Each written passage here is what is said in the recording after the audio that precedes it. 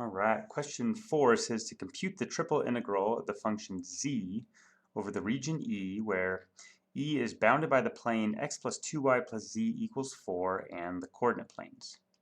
All right, so let's first describe the region of integration. And so for this plane here, if I set y and z to 0, I can see that the x-intercept is 4. Setting x and z to 0, I see that y is equal to 2. And setting x and y to 0, I see that z is equal to 4.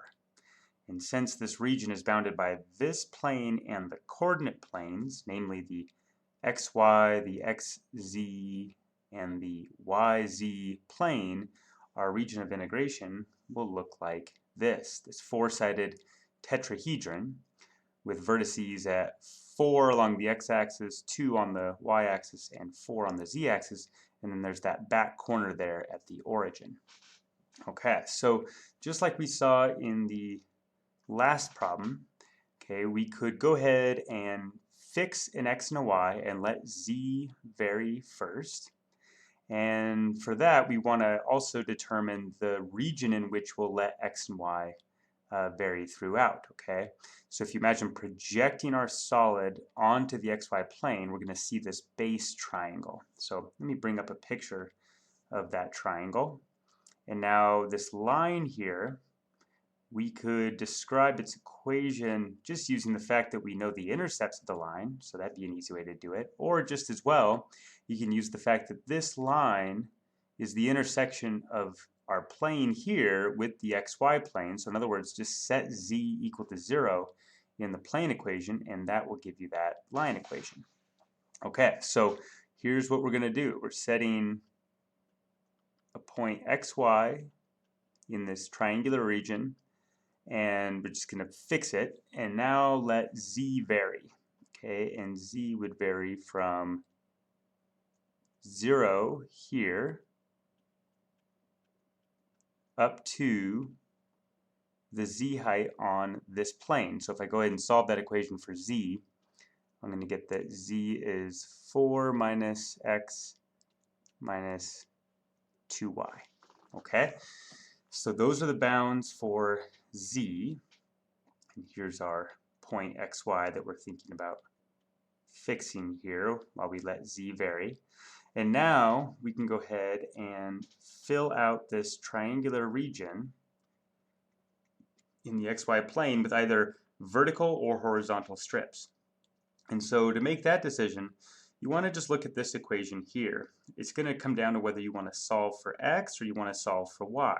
And both are, of course, perfectly easy to do. It's just that notice when you solve for y, you're going to introduce a fraction. And so I'd like to avoid that. So I'm going to solve for x. And if I do that, that's going to indicate I'm going to be using horizontal strips. Okay, so here x is going to vary from 0 out to this point on the line where x will equal 4 minus 2y. So for a fixed y, x varies between these two bounds. And then we're going to fill out that triangular region with these horizontal strips. And so we will stack them as we let y vary from 0 up to 2. Great. All right, so now let's go ahead and set up our integral as an iterated integral. So I'll go ahead and look at our z bounds first. So z varies from 0 out to 4 minus x minus 2y. These are the z bounds. Then we're letting x vary, and x varies from 0 out to 4 minus 2y. So these are the x bounds. And then lastly, we're letting y vary from 0 to 2. Cool. All right, so there is our iterated integral. So let's now go ahead and compute it. So we'll first compute the z integral. And that will give us z squared over 2. And we're letting z vary from 0 up to 4 minus x minus 2y. And then we have our dx dy. And I'll go ahead and factor this 1/2 out front.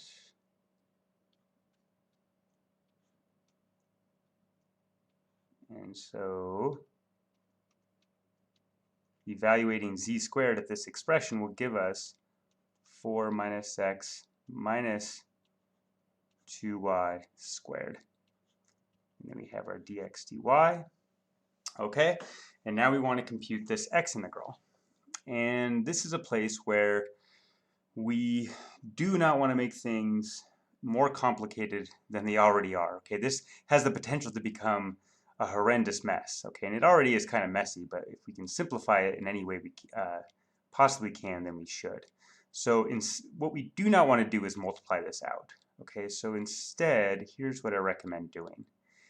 The thing to notice is that we have a linear function inside a square. So I really am looking at something like this, the integral of some linear function squared.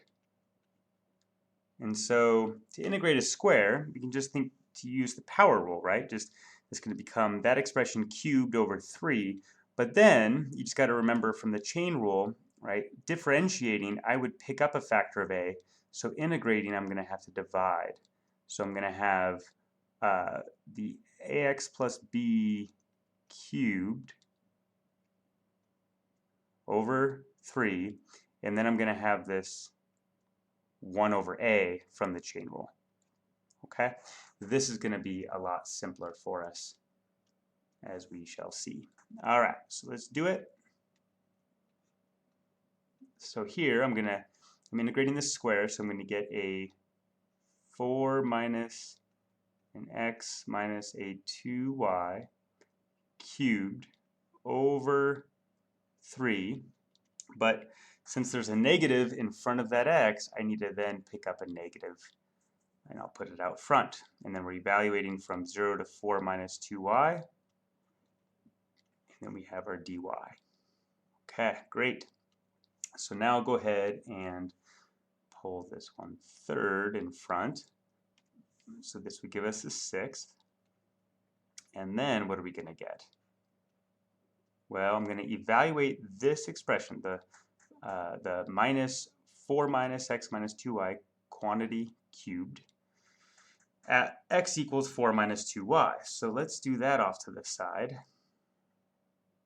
So when I plug in 4 minus 2y in for x, so this is going in right there, I'm going to get this. 4 minus 2y minus 2y, and then that would be cubed.